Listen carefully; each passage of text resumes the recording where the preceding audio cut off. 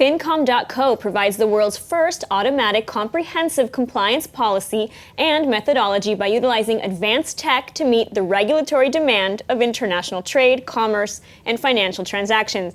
And if that sounds complicated to you, my next guest, Gideon Drori, the co-founder and CEO of Fincom.co, is here to explain what this means and tell us more about how his innovative startup is helping other companies abide by international regulations, all to prevent money laundering and terrorist financing.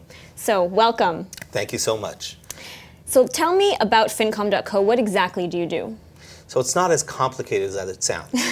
So anti-money laundering and counter-terrorist financing has a part to it that you need to screen names across different databases, or what's known as blacklists. Now, the problem is that people write their name as they hear it. So I always like to give an example. My nickname is Giddy, and people write it G-I-D-I or G-I-D-D-Y. In a database, it'll be two different people. So current solutions come out with what's called false positives. These false positives cause a huge strain of money and resource on financial institutions to try to dwindle them out and find the culprits. We are actually being able, by advanced mathematics and something we developed called a phonetic fingerprint, to find the exact name, even if you wrote it in a different language or in a spelling variation. Just one little quirk, there are no spelling mistakes in writing names. So you could write it any which way you hear it, it's okay. Interesting. So let's take a step back for 1 second and talk about the banking industry, the financial industry. What are some of the main challenges we're seeing in these industries with regards to these financial transactions and money laundering and the like? Well, the sheer fact of all these conferences that are going on, right? There's during this period, there's something called Cyber Week, and one of the main events is FinTech Junction, where actually by Peoples and Computers, and we're actually a startup that's been finalist there. And the biggest challenges are on how to help these financial institutions meet the regulatory demand, engage better with new technologies and the consumer. In our space, it's to increase scrutiny and reduce the CapEx and OpEx, which will have a direct impact on industry and the consumer, reducing his cost in transfer of money or doing business in general. And how big of an issue is this? I mean, do you have any statistics, or can you expand a little bit on this? Sure. I mean, it touches everybody. Let's talk about anti-money laundering. Money laundering is actually the engine that really thrives criminality on. I mean, we're talking about $1.6 trillion a year. Wow. And only 1% is prevented. Only 1% is stopped. Only 1%. Only 1% is money stopped. laundering is stopped. Right. Wow. And what's behind money laundering? Drugs, human trafficking, prostitution, organs. You know, everything that you think is bad, slavery, and so on. That's money laundering. It's the engine for this. So if we prevent the criminals from getting their money into the system, and then they're just stuck with it in their pockets, it will be a huge impact on all of us as a people. So how does it all tie together, right? You said you have developed a phonetic fingerprint.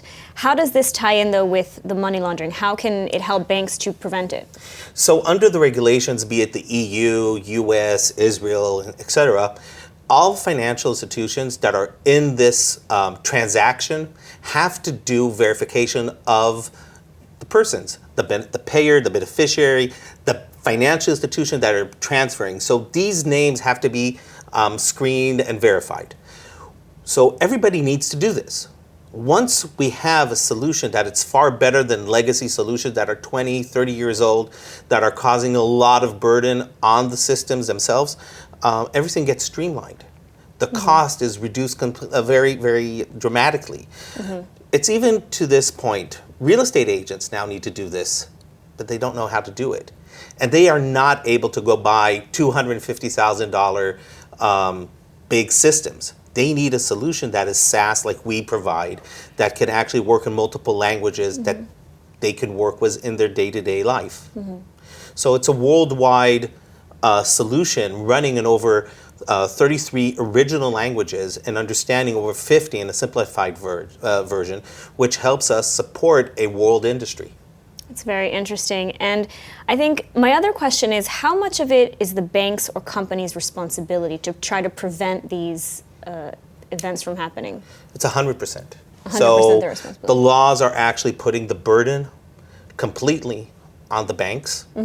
They're putting the burden on the companies too. So if you're a big pharmaceutical company, we're in contact with one of them right now in a huge RFP.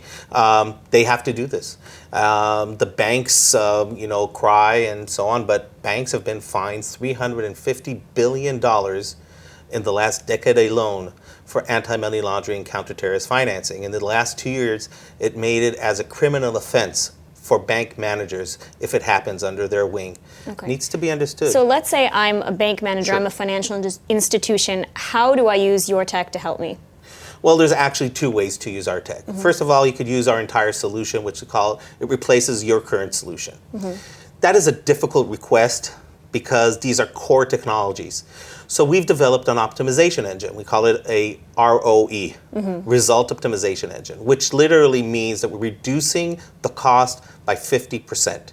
So we have the 12 largest banks out of the top 20. I can't talk about names right now, but we're actually in processes and contracts with these companies at this point, and we've only been marketing for 6 months. So it's a huge jump forward, and the technology is proving itself. And I understand you also have something going on with the DoD, which you can't go into too many details about, but can you tell us a little bit about that? So Cyber Week, exactly a while back, not this week, but a while back, the DoD did a competition in this country looking for advanced technologies, and we were finalists there. That competition was the ability to find names across different databases and how to help Homeland Security. I'll just give you, if I may, 1 minute. The Boston bombers weren't found because they changed the vowel in their last name from an E to an A. For 9 months, they were looking for them, and they couldn't find them throughout the entire U.S. Wow. That's exactly what we could stop, and that's why the Congress now has, last week, authorized $3 million a year to buy our technology or technology similar to ours. That's incredible. Thank you so much for taking the time to speak with us today. Thank you. And that's all the time we have for today's show. I'd like to thank the amazing startups who joined us today, and remember to like us on Facebook at Israel English News, on Twitter at ILTV News, and visit us on our website at iltv.tv. I'm Ladar Gaveh-Lazi. Thanks for watching.